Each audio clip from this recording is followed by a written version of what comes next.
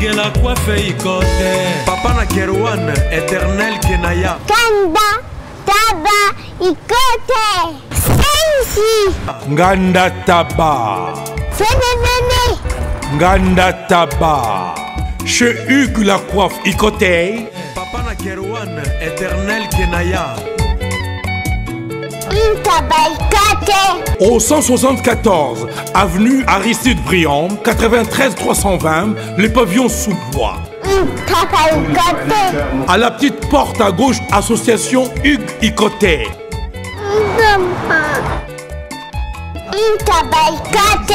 01 41 55 0000. Ntaba Ikote. Descartes Construction et yeah! Fini l'inquiétude pour la réalisation de vos constructions de rêves en RDC au prix imbattable. Grâce à votre entreprise installée en RDC uniquement pour vous, spécialisée en construction, réfection, bâtiments, immeubles, vente de terrains, travaux publics avec les ingénieurs architectes qualifiés au prix incroyable. Descartes Construction est aussi spécialisée en luminosité des bâtiments et éclairage public, installation des systèmes d'alerte, intrusion pour des maisons et véhicules et tout d'autres services. Nous acceptons aussi les paiements par tranche au prix incroyable. Pas d'hésitation avec Descartes Construction. Vous ne serez jamais déçus. Pour tout contact, notre email est descartesconstruction@gmail.com. Notre numéro de contact plus 447 93 92 82 813 et appelez-nous pour Kinshasa plus 243 89 91 56 86 2. Descartes Construction à Tozana Mbongo Moké, opération Tongana RDC. L'agence d'export et d'import Michulu Atlantic Shipping et yé bana ya Canada, bana ya USA, bomitungisa lisusu. Pour tous vos achats et ventes de voitures, pièces de rechange et les accessoires possibles. Na koti na ba koli na bino na Kinshasa, bomitungisa penza te. Please, bakoya koza koli tina ndako. Pour tout contact, benga Michel Lukadi. Plus 1 508 371 60 43 USA na Canada. Pour la Kinshasa, benga na plus 243 89 551 30 38. Michulu Atlantic Shipping. Yaboye, Bazuapi. Raph Ngindou, félicitations pour la promotion, c'est la rapport à l'artiste. Que Dieu te bénisse. À connaît pas demander, il n'y a rien en face. Suivez Congo Promo TV avec le PDG Raph Ngindou. Nanenga Mabete, Congo Promo Raph Ngindou. Boga, en tout cas, félicitations, merci Sito et Oumela. Raph Ngindou, le présentateur de la force créative Congo Promo. Congo Boroto, c'est la force militaire de Congo Promo. Et faites comme moi, allez voir Congo Promo, tv5.com. Donc au nom de Jésus-Christ, nous bénissons le Congo Promo. Avec Raph Ngindou, Congo Promo ne tombera jamais. Piccolo Congo Promo nde. Ouais, Balobi Raph Ngindou. Congo Promo toujours, grande puissance. Come on. Congo Promo qui torcos net in a film. Congo Promo babunda nanango. Raph Ngindou. Congo Promo. What a plus, what a des boss là. Oh, oui, Barbara, en français, j'avais entendu et j'ai vu. Félicitations à Congo Promo TV. Chaque chose à son temps, et bien c'est le temps de l'émission News Pekin avec moi Betty Masengo sur Congo Promo Télévision #1. Très heureuse de vous présenter cette émission, mesdames, demoiselles et messieurs. Partout où vous êtes, partout où vous nous suivez, je vous souhaite bienvenue dans ce nouveau numéro de votre émission préférée, News de Kin. Comme vous le savez, que News de Kin c'est une émission socio-culturelle. Nous faisons la promotion de la culture culture congolaise en tant qu'animatrice formée à l'INA. Et moi, Betty Massengou, la sublime, la star, la femme du patron, la journaliste internationale, je suis là pour vous servir. Comme je vous dis que vous servir, c'est mon devoir, c'est votre droit. Salutations déjà à l'équipe technique qui m'accompagne pour la bonne marche de cette émission.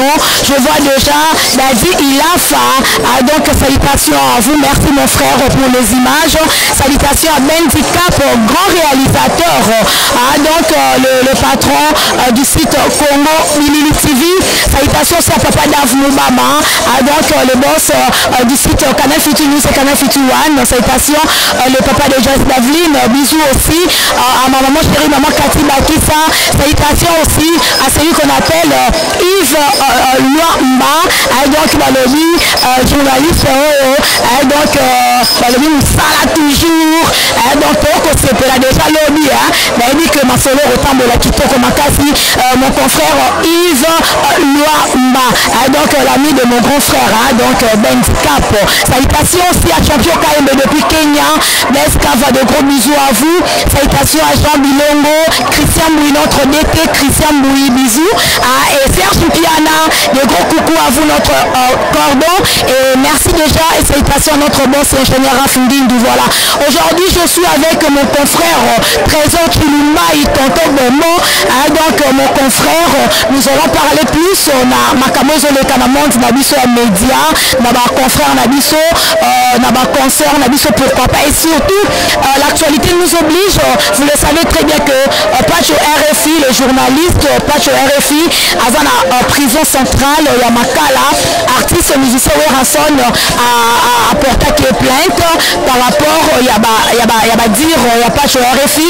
Et bien le Pacho RFI a malade, gravement malade, Azosenga Obalobaka SOS, Azosenga Lisungi, Weranson, Alimbisaya Bimisaye, comment tu vas journaliste Basangana qui ne pas Hugo de la Forêt, que la page RFI, pardon. Est-ce que Weranson a accepté pardon? Est-ce que Weranson a beau accepter pardon?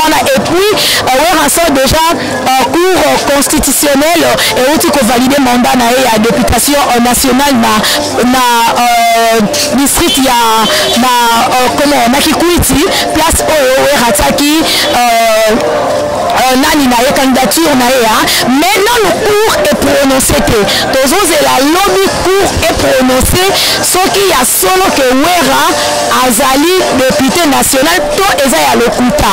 Voilà, je suis déjà avec tonton Bomo donc Trésor Chilumbaï wazape moko ya musala na biso oyo aza confrère nanga ya sala ba émission na Congo Bilili TV.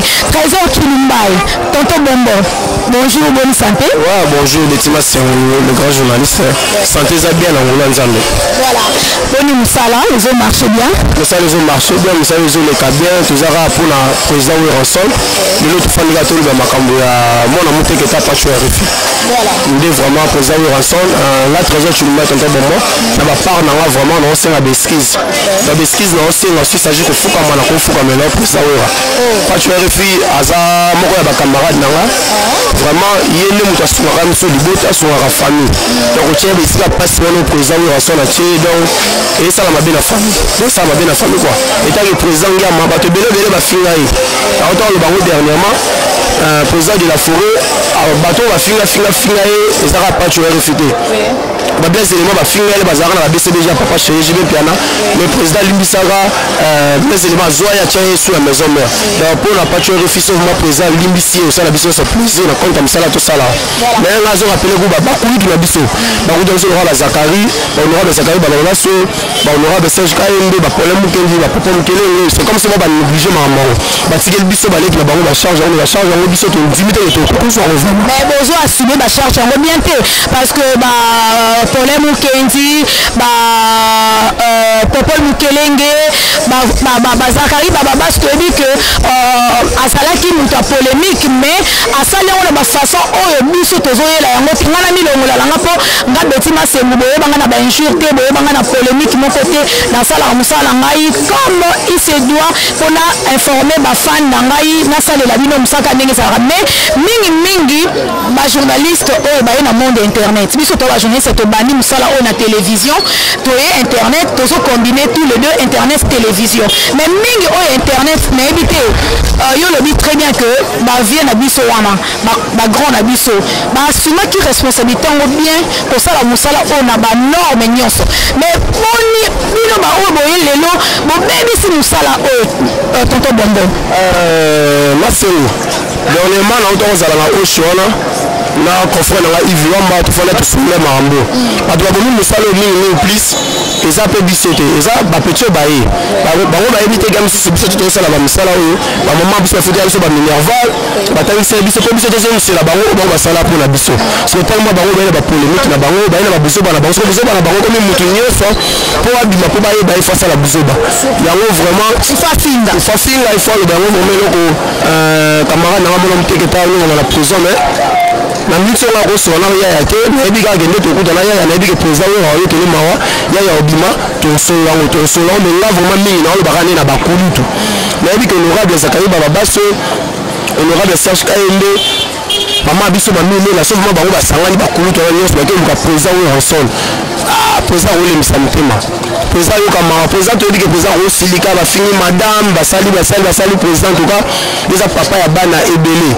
le dodo kolo mo vraiment to tu va dodo kolo président dodo kolo mo ba donc ça de l'émission ma président mais au moins c'est une façon aussi à punir monto asali mabe na éviter wana cette question yo to répondre na acte ou raison na sali est-ce que eza malamu to eza mabe ko kanisa pa tu refi ko ça ne fika pas si bongo. Non, ouais, ils ont ma bé pour te encourager. Si nous encourageons, on comme ça, bah, la bise va têti, bah, la bise va bah, ça, ça va. Eh, mi parler déjà bimi eza libanda na miss na nga na zo mona ngo. Et troisième pe kolika ningo lo baki troisième colis déjà. Ngane libanga. On a yawate. Neye si zibe service na zwakata 37 colis awa na zibe service na mbala moko 37 oh ngaku na banga kina esi mwana chaka 3 ah bon yiba yango na kiserie na bango ya musala basa pe na Brazzaville mwana lobaki na ngape na Angola bazali na Angola bazali na Brazzaville c'est que to benga bango monde entier ukanseri kola mundele na moni yango acha mundele te yo mutuza na France précisément ezala na Paris ezala na Rennes ezala na Lyon ezala sika nini soko uza na poli na yo kunyoko mana yo te ba numéro na biso yango wana benga na yo zibe service akulivrer yo carton pe ko retirer ye muku akuya kuzwa yango pe akuya wena Kisasa kaka Kisasa te ya maniata Makalu na Point Noir na Brazzaville na Angola na Kinshasa place à Robunga exacté Hugues la coiffe Ikote. Et enfin je suis arrivé salon Hugues la coiffe Ikote. Non seulement c'est un salon de coiffure mais aussi une machine de transformation des hommes et femmes. Regardez-moi comment je suis. Vilain. Mais attendez, 2 minutes. Bogart. Vous allez voir.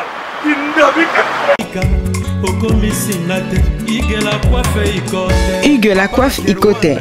Votre salon de coiffure mixte afro-européen situé sur la Nationale 3 au 174 avenue Aristide Briand, les pavillons sous bois.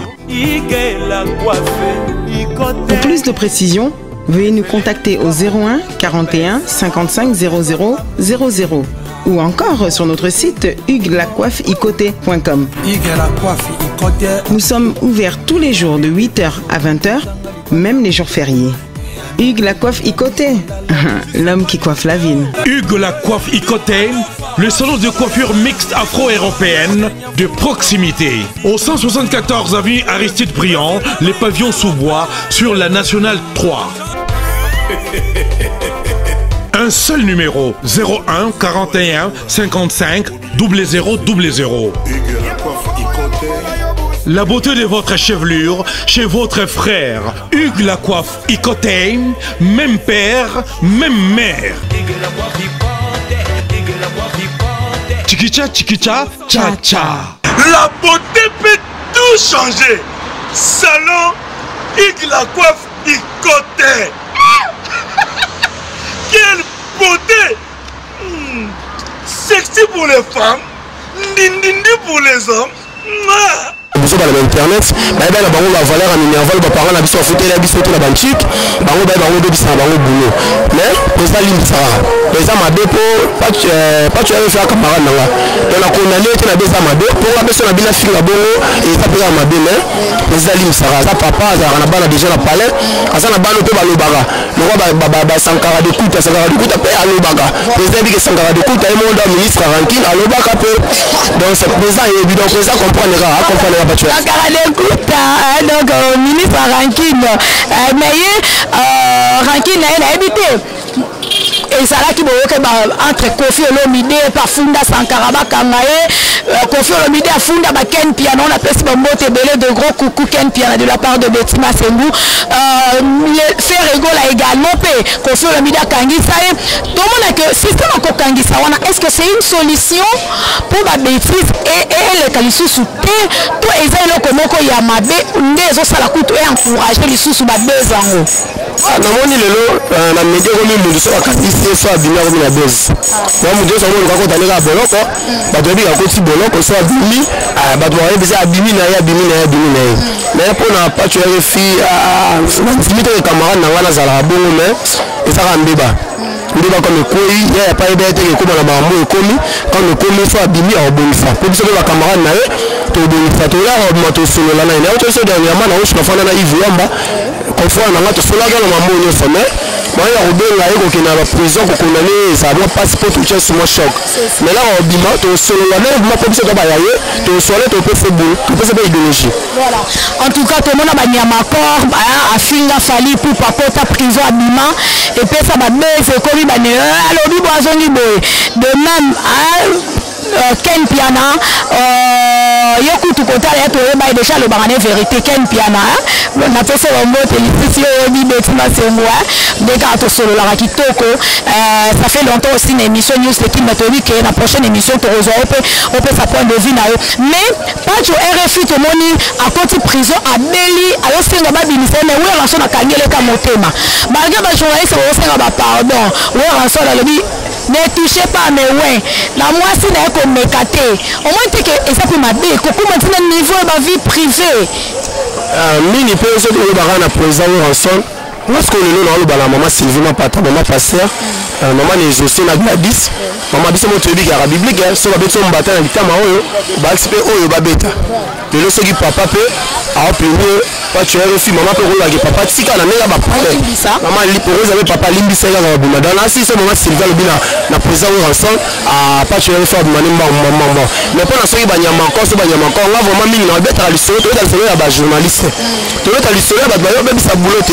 dans sur le dalito on est tellement sanga Ken Piana parce que ça na pese mbote wala ya ngai mais to so la bato te ke ba yo cette fois boulot neti baba soki ba nyama kong so ba nyama kong vraiment mana décide to ça na journaliste to na ba vie na biso to ta so na yo moko to ta so ba to te ayeka ba tele caméra pese micro ese ke ba déjà no sabo ba no sabo a comme les journalistes voilà dans la rue ba msuba no mbe ba policier de la presse ba ka bango pété dans ma wazua vraiment en tout cas Mamé Miline Zemba moi c'est papa voilà donc merci en tout cas Mamé Miline Zemba moi c'est papa tous pépé Lambeto depuis London donc de gros bisous à ma belle la joie de Pichou na beauté plus l'argent égale la joie de Pichou na bazwa nyonso na Paris wana na France batikelanga kaka la joie de Pichou na moi so penza donc balobi ana kitoko ape na mbongo et puis akabaka pour yala batu musupe akabaka na ete maane na mbongo naye sokotaka muto soutenir fondation Betty Masengu fondation oyo soutenaka ba orphelin boko biso batabo epela nzamba pambola biso te la joie de Pichou na mabele en tout cas yo penza foka nzamba pambola po o soutenaka vraiment fondation Betty Masengu o soutenaka Betty Masengu balobi moko soki carburé contre rappel na car na kepe mission ezalaka la joie de Pichou na mabele Esther Mumbanda de gros bisous donc balobi bayebaka mutu malamu na tango pasi na tango malade ezaka raté soki Betty Masengu aza bonne santé bwakanga mais otindaka pe rien donc balobi olingi babwaka ye fo solo la po Betty Masengu Masengo azaka Betty Masengo tika Betty Masengo donc Betty Masengo azaka égal ya yemo gwara donc merci déjà na John Lubila l'exceptionnel depuis les États-Unis nous évoluons toujours avec notre entretien et surtout Marcelo Tolo Belarara Weransan n'a pas tué RFI toza toujours na tonton Bombo Trésor Chilumbaye donc Congo Bilili toujours à Biska au place confrère nanga à Salaka voilà mais au moni et monsieur ce Trésor Chilumbaye on le bien très bien que batu baboni musala oyo cop oyo eza bato oyo baye koya asalaki na ye kuluna asalaki na ye ndumba asalaki na ye moteki na wenze bapeseka micro balakisi annonce na annonce asini musala oyo asini micro pe abandi koloba mais biso ba totengeli ba classe nzamba pesi pe intelligence sagesse to sala musala oyo bien ebele bazo bebisa yango yo la bi très bien que wera ali misapacho refi ava master na yo bosengi ba pardon mais eloko mususu oyo omoni te ke ben jour privé wana kokelo koma tina mwasi ya mutu oyo banaye ba biloko moko malamu pe eza ba biloko moko yango l'état na biso un jour d'abord eza déjà infraction o bakangela rango na l'état wa masala nga pacho refi place wana ami salanga Rolanda la vidéo oyo l'émission yo Congo première c'est terminé ngamo misala et trésor tu mettre dans bon na bige masala nga agafe misa agafe so na bile lo na lo masala nga agafe pour encourager mbala simebi ke masala nga passe pele na ngote wana so etikali ngamo na so na misala nga en privé après faire ça et le mot les gars qui bébé on a ça en bon tour en sanction le lobby c'est dozali ils a pas leader on a basali sans leader on a biso dozalate le lo vraiment ceux qui battent no beto que ba grand journaliste on va faire le ko ba na poto ba liboso za pour ba mission na ba poto voilà biso toza so chance on a de pour nini do bambria ba ebe le petit bassin do bambria ba ebe le mutu yo so ya na monde te va ka base na ebe na ofina ngani na ofina ngani na kota kumba ta na obima e bo ngwa likolo parce que bilo ande photo tele melango biso mo ande photo tele melango do ba site belé internet faut kanga po ba site wana zo na bana na ya ba buzo ba be service bulanto la ma contre bana na linga e kanga matepo ya musala mutu yo so sala se retrouver ta na moi quelque chose mais quand peu que la peu chômage pour faut qu'on se le dise que ici à Kinshasa taux de chômage est vraiment très élevé alors internet est facilité pour bateau musala mais tout ça là on est ce qu'on est bien on est ça rapport ça na Betty Masengo tout ça là bien na ba norme nyonso au moni eloko moko trésor Chilumbaye auto le bango tout à l'heure au pesa massa no conseil pas je revu soka bimi mais est-ce que na ministre naza gravement malade azo souffrir et c'est le problème sur lui elle se va Betty na epela papa la likolo ko wera yo kama wa bimisa abela o bimate sumbanga danger o le baye moko pas je refi voilà mon teketa ya so bimi o ba vraiment minute ya nde bato ba lo ba Kinshasa ya zo banzo de ga bien te muto ko tano makala te aza makala aho zole libanda aho zole makamna e sala baba malaise muto ko sa passe baba ngungi wala ba fièvre mais ane bato ba lo ba ngoto ba auto abé da mato solane mais ane bato ba lo ba ngoto wana masala nga président we ensemble vraiment président mingi vraiment biso to linga to mona yo biso no sama to so en privé mais maman Sylvie m'a pas que maman ya bana maman pasteur donc on appelle on ba oyo asa peka mwana oyo côté yanga o déjà boteye koki mais papa chéri le bilo côté papa tu refi pas téléphone na valablement papa chéri qui même bien na moto pamba o pe master ya we rason lisusu a côté magama ote papa chéri mama o côté on vraiment te parce papa chéri côté yango et comme le gars côté mais to se peka papa chéri parce que la peka na président ensemble mais to linga koloba to linga o la bana voilà, comprenez, hein, donc ce sont les aléas du direct, parce que tout ça en direct dans la commune à Lemba, la Marfé, à Makongo, dans la Poto Balingarabo, la télé-réalité. Et donc tout ça, la rabe, Misso Mikolo, Kayabo, Kaka. Et donc pour ce pays, ça va, la femme de Balingaka, Betty Masengo, voilà. Mais au moins que le mot est très important, hein, Trésor Chilumbaye, tonton Bombo. Non, papa chéri, on va vraiment t'es pour ma côté. Tout ça, besoin ça là, pas tu veux finir ça, on les a montré la gaieté. Il y a ça la boulot là, il y a boulot là, il y a ça la boulot là, et ça va gagner un peu. Moi, ma boulot c'est ça la rame, on lui appelle les gars qui. Il y a un peu de ya, ah Sibi mon moi Sibi mais il y a toujours un biseau. Oui, il y a la qui dit bah présent on comprend les gars. Moi la monter que ça fait que moi la monter que là c'est moi la monter. Avant les gars moi monter tu comprends, là tu sais que les balles moi Sylvie déjà on a trésor tu mets dans le bateau bomba. Maman passé maman ba le belé donc asengeli pardon etaki mama pasteur lelo yo so fali moi pembe na président ensemble osengeli pacho RFI pardon c'est le président yoka mais mingi na loba na kisinjora pacho RFI on souffrir na banene yoka misate wana misa na ngati ko sali yo toza besoin ya occuper te mambo banango kala donc sur la kisinjora bien basali lula bakambo ba moi mingi njo wala ba mingi mambo ya pacho RFI a camarade nanga mais njo occuper mambo to po mambo taliote ozala ni mona wenge ozala eloko te na wenge yo to tikela yo ve na wana ko faire mide wana président na biso nyonso mais to tikela oyo sala mambo ko faire mide mama pacho RFI continue na quartier la tête yo explique yo ko kota mambo te donc kota mambo te ça va vraiment bien voilà mais moi c'est que vient njora qui njora pe alobi ka rapport moni pe buzo ba mo pe le qui trop c'est trop et ya ko kota mambo te mambo na été taliete vraiment on lo ba yango eza mambo na été taliete eza te le logo pacho RFI za makala nde njora na kota mambo pacho RFI so pacho RFI za libanda c'est njora na kota mambo te po ebi pe pacho RFI très bien d'azali voilà message njora voilà qui njora message na ngwana de la part Trésor Chulumba et tonton Bombo ya lobi et kali yo pone sa makamna yo te yo za mwana wenge te yem da lobi en et ça point de vue na yo to ko en vouloir yete mais ouais ranson pe ba lobi déjà lobi hein to c'est la liste lima to so wasko confirmation ya cour constitutionnelle banani baleki te sonné to ki de nunu ke we déjà ba valider mandat na e we député national kuna na Kikwiti déjà on cherche comment voilà biso so to ki ngapela na top Congo c'est ça mpe ke lobi samedi babi ke ve mambo ve simbi via récit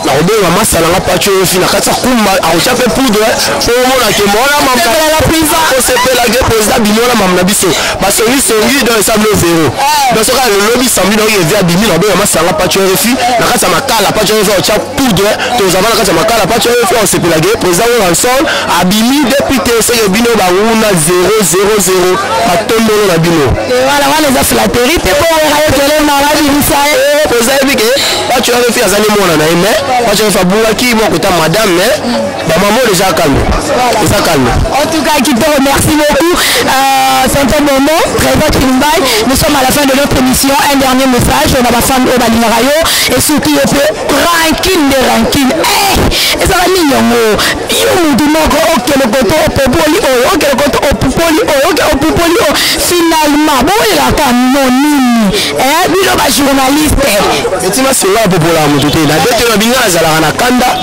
ya ba journaliste o lelo bisa cop na biso et pour la grâce merci place bana ko sala kuna na site na e kasi mi aloni mama pavillon makola na kati ya Gambia te pavillon grâce mise à journaliste te grâce mise à film na ba poto so ka ngela photo alaxi banina alaxi atinda o esi le sali robes grâce mise à journaliste te grâce mise à tanga wapi pendant la grâce mise journaliste alaxi mise à tanga ba so dossier pour grâce mise journaliste sala na site na ya za patron na yo non wa site à grâce mise na sala te là ezalaki ke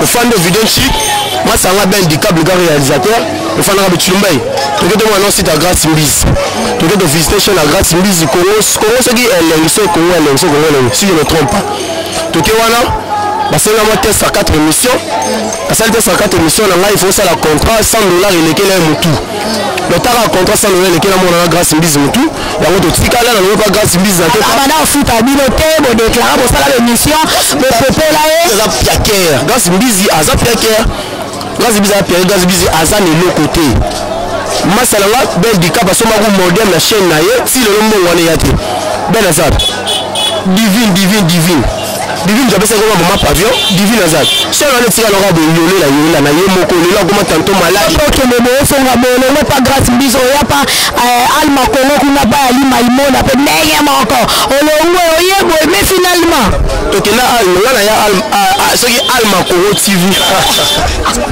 mais tu vas se obino makambote azande vérité polele ngana film raté na tonga raté na chola raté mais la lobaka vérité na pas la musala ngai oyo batu balingelaka ngai donc voilà olobaka vérité eza mosala de tangeli chic là na lowe et pas grâce mbizi na chaîne na wana oyo esukanga la yaki alma kongo TV ya ali maimona na kena ko suba réalité PDG ali maimona za architecte dans l'architecte donc voilà on peut se conseiller venir dans PDG Ali Maïmona na lilo fort venir dans architecte to ngalo ka ba parler quand ma chaîne pour ma chaîne 6 millions de PDG là PDG na architecte chaîne na EV na habité ezaki ba chaîne de propagande to ndeni en tout cas ba na longwa na habité sur la chaîne ba journaliste bazar na habité na mona ngoka ko na yo là et comment tantôt mamba ya IDPS tantôt bazu ba photo mo ya petit mo boye bon donc ba ke mutu na musana na ye donc ce qu'on a yo architecte ndenge Chilumba Robi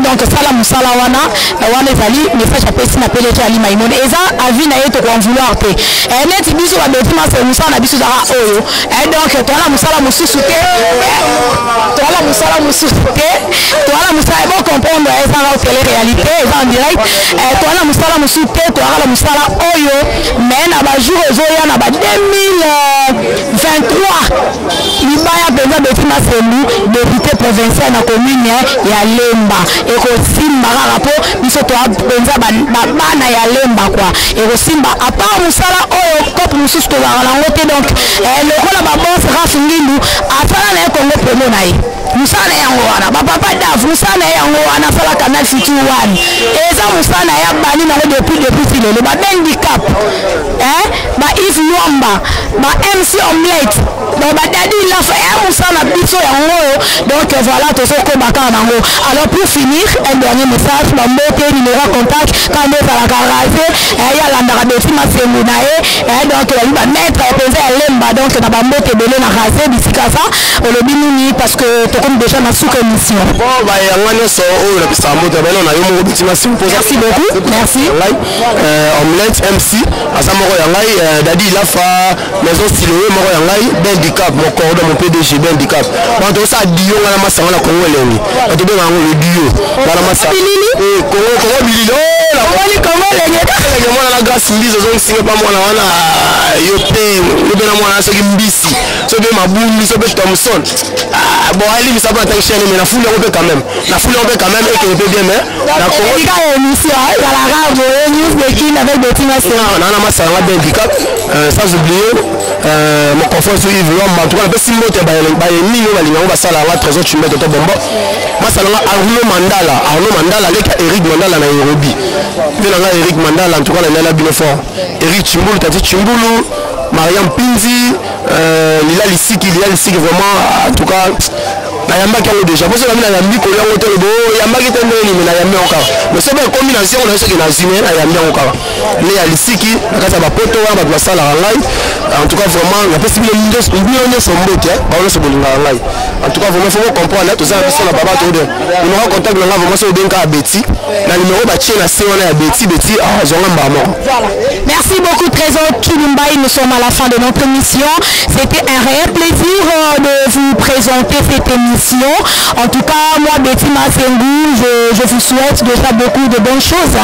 Merci pour l'attention particulière à cette émission. Merci en tout cas pour vos commentaires. Vos commentaires, la Betty Masengu bien, le soutenir dans ma prière, dans ma conseil. En tout cas, na oko bakana musala oyo, botanga na mabondeli, karande salaka, ata bitumboye, mais tozaka kaba plus que vainqueur. Donc la lobby, tozaka rabalongi. Merci beaucoup déjà à vous tous. Maman Miline Zemba. Champion KMB, la Joama de Pichuna, depuis France, bisous à vous, bisous à Saïd Bélé, pour la ville de Bettina, c'est une papa. Et nous avons des missions de talent, il y a des basket, le de Bettina, c'est une papa de Makambu. Donc merci beaucoup de Moni, toujours Karamoussa, les Okoba. Merci déjà, MC Omelette, Dadi Lassa, merci mon frère pour les images, mais aussi Antika Moussala, Pézara Moussala, Okande, tout ça. Handicap, grand réalisateur, merci à Papa Daf Moubama, merci à Yves Luamba, donc le dit, bisous Belé, la femme partout, la Joama de Pichuna, Esther Mumbanda, de gros bisous à vous tous, bisous à ma maman chérie, maman Kati Bakissa, nous sommes à la fin, on se retrouve déjà, à la prochaine, et d'ici là, portez-vous bien, merci, ciao, bisous. C'est Pela TV et yena makambu ya sikali susu.